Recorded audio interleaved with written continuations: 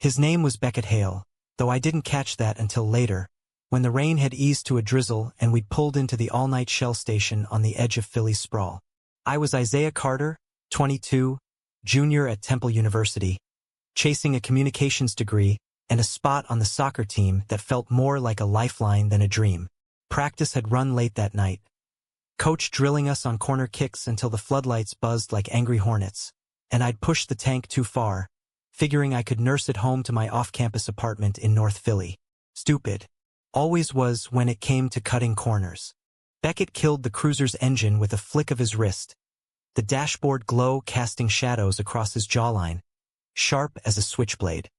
He was built like the guys you see in those old cop shows, broad shoulders filling out the Navy uniform, sleeves rolled to his elbows revealing forearms corded from God knows how many hours at the range or the gym. Mid-30s, I'd guess, with that easy confidence that comes from staring down worse than a stranded college kid. He smelled like rain and leather, and when he handed me the gas can, our fingers brushed. Just a graze, but it lit something in my gut I hadn't felt since that fumbling hookup at freshman orientation. "You play?" he asked, nodding at the mud-caked cleats in my passenger seat.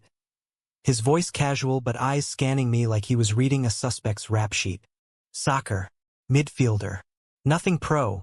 Just trying not to flunk out while I chased the ball." I laughed, but it came out tight, nerves jangling. Cops made me twitchy.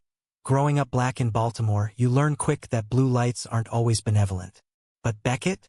He leaned against the cruiser, arms crossed, and cracked a smile that crinkled the corners of his eyes. It wasn't pity.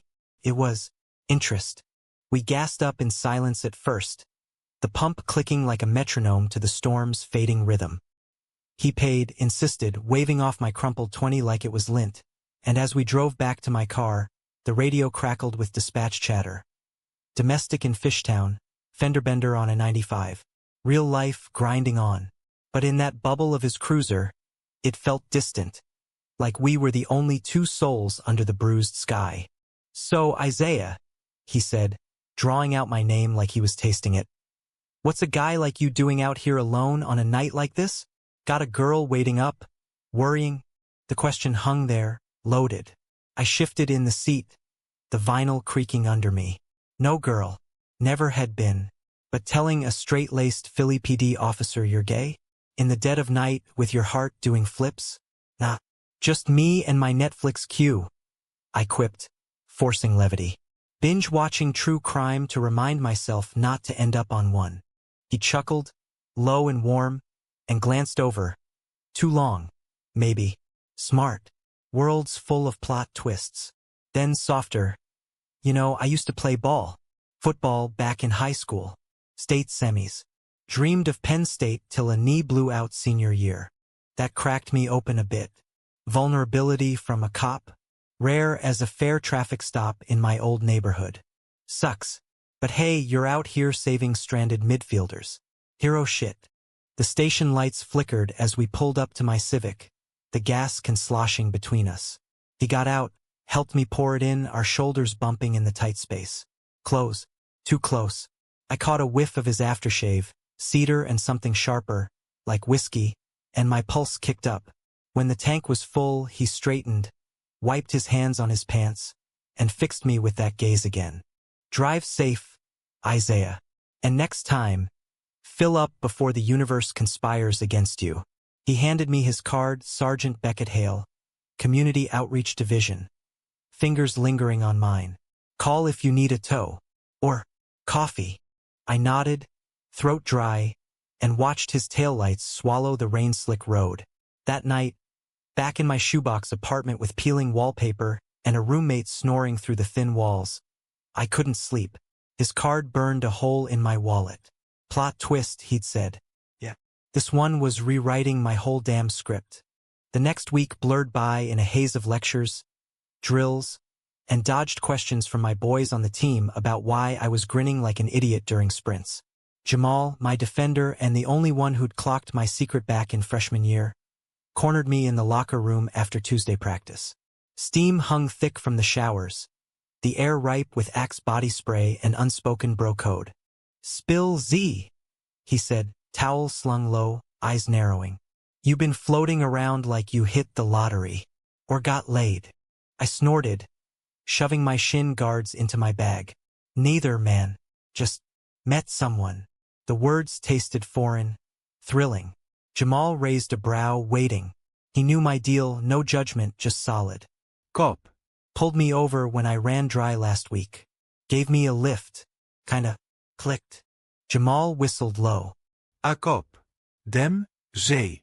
You aiming for bad boy redemption arc, or what? He clapped my shoulder, serious now. Just watch your back.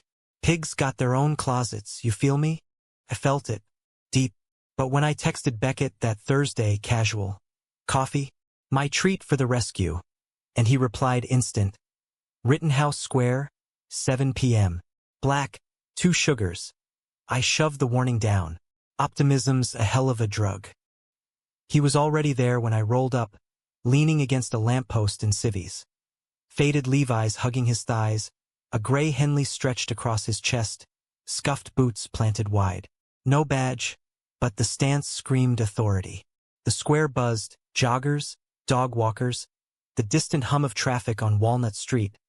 But it narrowed to us, like the city held its breath. We talked easy, like we'd been doing this for years. He grew up in the mainline burbs, golden boy turned badge after his pops, a retired detective. Pushed him into the academy.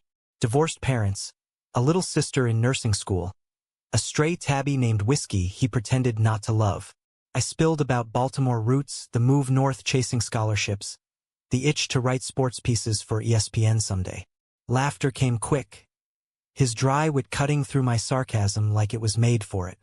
2 coffees turned to 3, the sun dipping low, painting the benches in gold. Then, quiet. Why outreach? I asked, stirring my dregs. Most cops I know chase the action.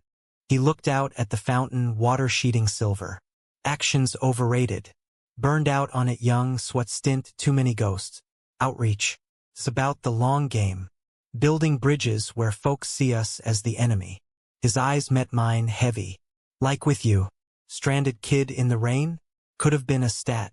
Instead, here we are. My chest tightened. Bridges. Yeah. But what about the ones we were building between us?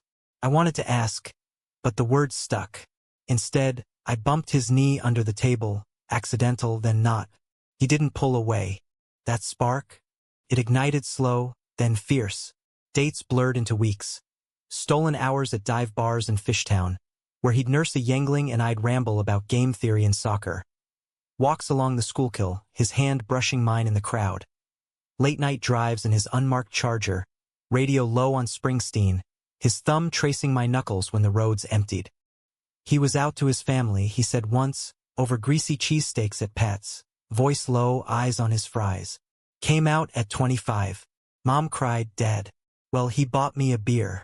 Philly tough love. But work? Closet door bolted shut. Department's better than most, but still. Optics matter. I got it. Understood the tightrope. My own coming out had been a whisper. Mom praying over me in the kitchen. Dad silent but hugging tighter.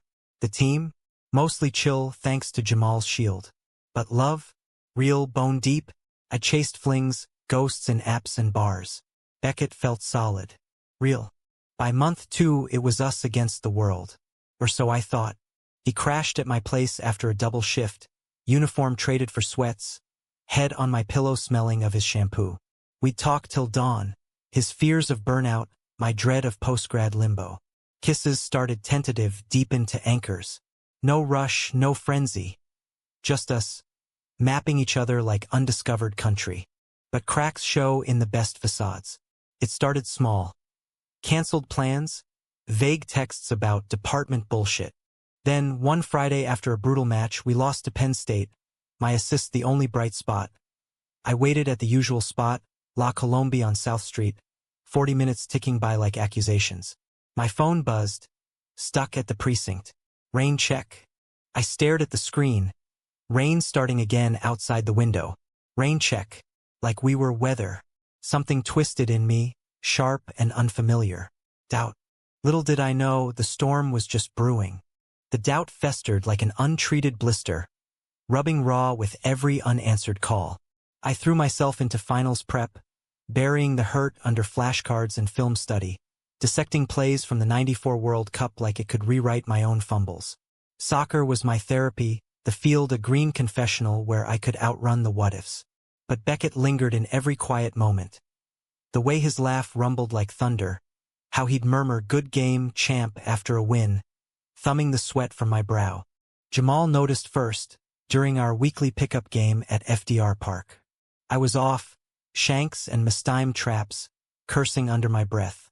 "Yo, Z," he panted, jogging over during water break, Gatorade bottle dangling from his fingers. "You ghosting or what? Beckett got you twisted." I wiped my face with my jersey, the fabric clinging sticky. "Nah, just busy." The texts had dried up to drips. "Miss you from me, soon from him." No details. Jamal squinted, all big bro energy. "Busy my ass. Talk to the man. Bottling it up? That's how you fumble the ball, and the heart." He squeezed my shoulder, then stole my ball for a nutmeg, grinning like the thief he was. That night I did. Dialed him from my fire escape, city lights sprawling below like a jagged promise. The phone rang 4 times, too many, before his voice, gravelly from fatigue. "Isaiah. Hey. Hey yourself." I leaned into the railing, cold metal biting my elbows. "You dodging me, Hale? Or did I miss the memo on radio silence?" Silence stretched, broken only by distant sirens. Ironic soundtrack. Then exhale. "Not dodging. Just complicated. Work's a beast. Had a task force thing blow up, undercover op gone sideways. Can't talk details, but it's eating me alive." Relief mixed with the ache. "Complicated how? Us complicated." The words slipped out, vulnerable as a cleared shot. No. "God, no. Quick. Fervent. You're the best part. Just need to navigate this shit without dragging you under." Pause softer. "Meet me tomorrow? My place. I'll cook. Burnt ends and slaw, my old man's recipe." I softened, the city blurring. "Yeah, tomorrow." His apartment was in Graduate Hospital, a 3rd-floor walk-up with exposed brick and a view of chain-link fences baking under the sun. Nothing fancy. Couch scarred from cat claws, shelves crammed with dog-eared Tom Clancy, and a single framed photo of him and his sister at the Jersey Shore, gap-toothed grins against the surf. But it smelled like him. Coffee grounds and gun oil, with a hint of the basil he was chopping when I buzzed up.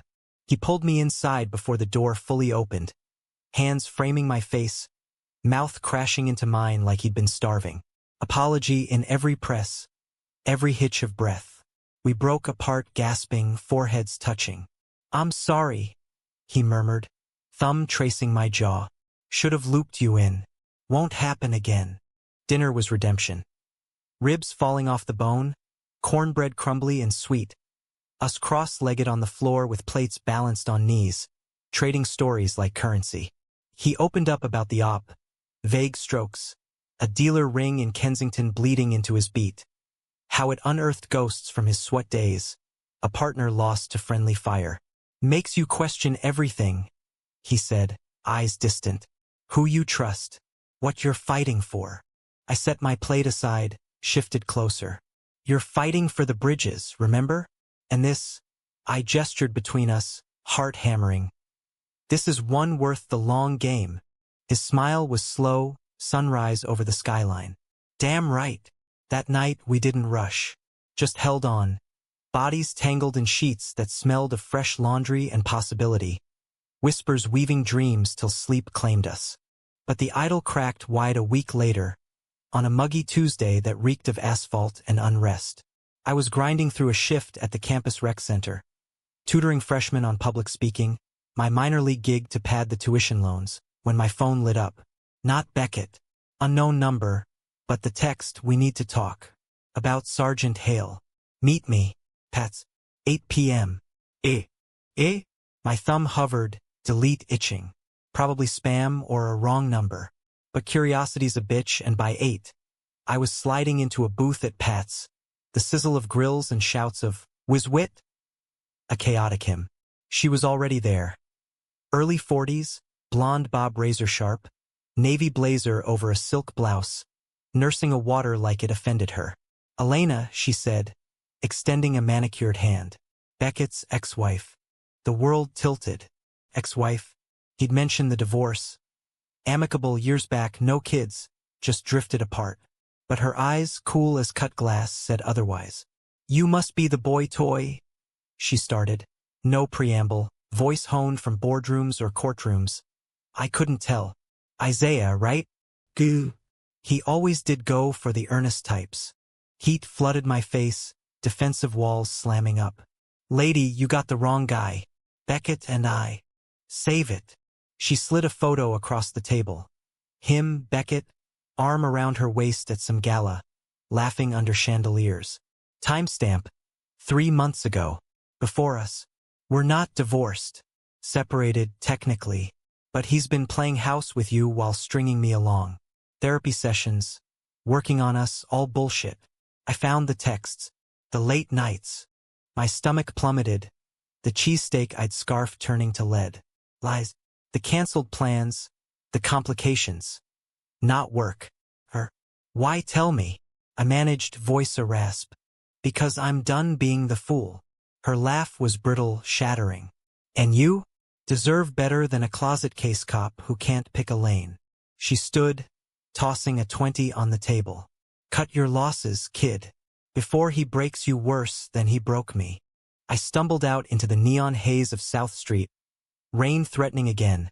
Phone clutched like a grenade. Called him voicemail. Texted Pats. Now, who the hell is Elena? No reply. The walk home blurred. Cobblestones slick. Laughter from bars mocking my spiral. Betrayal's a thief, stealing breath, leaving echoes. By midnight, he was at my door, rain-soaked, eyes wild. Isaiah, listen. No. I blocked the threshold, arms crossed, heart a war drum. You lied. Separated? Therapy? While I'm... Words choked, fury and hurt tangling. He deflated, shoulders slumping under the wet jacket. It wasn't like that. We were done years ago. Papers drawn, but she stalled. Career shit, her firm's merger. I thought it was formality. Then the op hit, stress amped, and she pushed reconciliation. For optics, I didn't know how to tell you without it exploding. Exploding like this? I laughed. Bitter. You chose easy. Kept me in the dark while playing both sides. His hand reached, pleading. I love you. This you and me, that's real. Elena Zagost. Swear it. Love. First time he'd said it, and it landed like shrapnel. I wanted to believe, to pull him inside and let the rain wash it clean. But trust? Fractured. Prove it. I whispered. End it. For real. No more games. He nodded. Fierce. Tomorrow. Lawyer first thing. Kissed my knuckles, lingering. Wait for me. I did. God help me, I did. The days dragged. A limbo of half-texts and hollow practices. Team noticed. Coach benched me for a scrimmage, muttering about focus. Jamal pulled me aside post-whistle. Heard whispers, Z. You good. I nodded lies, but his hug said he knew. Then the call. Elena again, voice venomous. He's stalling. Saw him last night. Dinner at Vetri, all cozy. You really think you're the only one? Doubt roared back. Louder. I confronted him that evening. His cruiser idling outside my building like a guilty plea. Dinner? With her. Strategy session, he growled, face paling. Lawyer joint. Neutral ground. Showed me the email chain, dry legalese, timestamps aligning. Proof. But the seed was planted, roots twisting. Climax hit like a thunderclap 2 nights later. Double shift for him, match for me. Regional semis against Villanova. Stakes electric. I scored twice, crowd roaring, but victory tasted ash. Post-game, buzzing on adrenaline, I drove to his precinct. Flowers idiotically clutched. Daisies from the corner bodega. A peace offering. Chaos greeted me. Ambulances wailing, yellow tape fluttering like banshees. A shooting. Ambush on a routine stop in North Philly. Beckett's partner down, him in the fray. I shoved through, badgeless, heart in throat, till a uniform grabbed my arm. Family only, kid. Lie died on my tongue. Not family. Not yet. Word spread. Beckett winged in the shoulder, vest catching the worst. Stable. But as they loaded him into the rig, eyes finding mine through the scrum, shock, then softening, I knew. This wasn't just love. It was survival. Hospital wait was purgatory. Fluorescent buzz, coffee sludge, Jamal appearing like a guardian with vending machine snacks. Briate, man. Dawn broke gray when they let me in.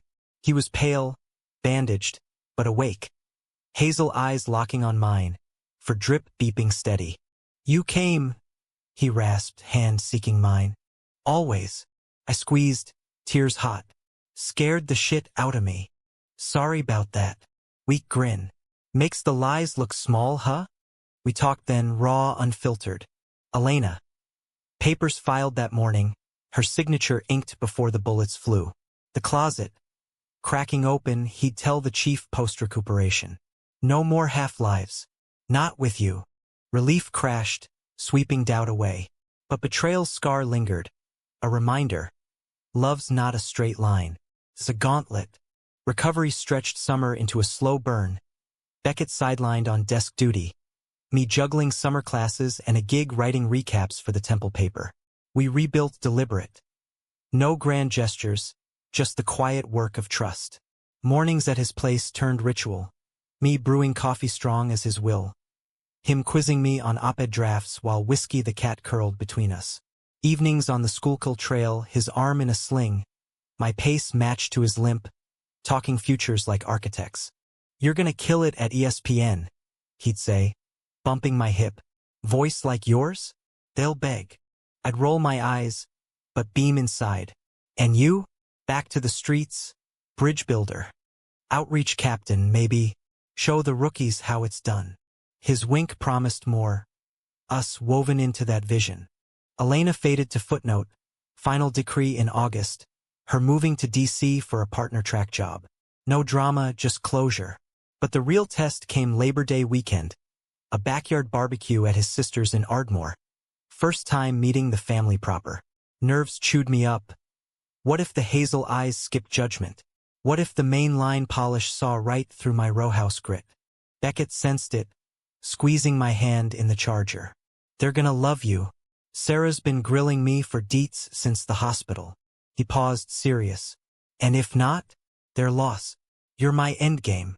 Sarah was a whirlwind, 30, freckled, hugging me like a long-lost brother, her scrubs swapped for a sundress. The hero who stormed the ER?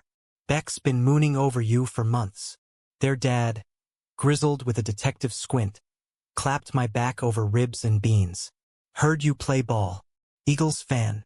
Ravens born and bred. I shot back, grinning. He barked a laugh. Blasphemy. We'll fix that. Mom hovered, offering pie, her eyes soft. Tears from the coming out, now dried to acceptance. No probing, just space. By firefly's glow, beers in hand, Beckett pulled me aside. Told him everything. The whole messy beautiful. My throat bobbed. And family's family. They want me happy. Kiss on the temple, chaste but seismic. Fall semester hit like a freight train. Me buried in senior project, a podcast on queer athletes in pro sports.